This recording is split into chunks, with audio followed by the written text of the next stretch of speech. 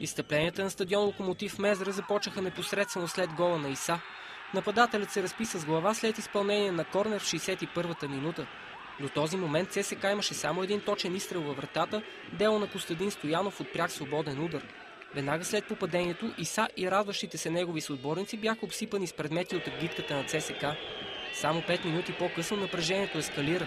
Феновете щупиха и без това рехавите ограждения и нахуха на терена с озверели физиономии. В този момент съпротива опитаха да окажат само малобройните и оплашени служители на частна фирма, наета от домакините за охраната на мача. На стадиона нямаше нито един полицай, тъй като шефовете на Локомотив бяха отказали да заплатят съответните такси. Най-напред запалянковците атакуваха вратаря на ЦСК Иван Караджов, докато останалите футболисти се изнесоха възможно най-бързо към съблекалните. Тогава една част от агитката се насочи към административната сграда, а друга влезе в ръкопашни схватки с запалянковци на домакините на централния сектор. Председателят на фен-клуба на ЦСК Димитър Ангелов Дучето бе ням свидетел на случващото се.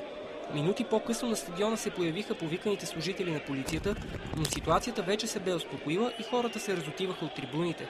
Главният рефер Ивайло Стоянов отдавна бе прекратил мача, а сега топката е в комисиите на Българския футболен съюз.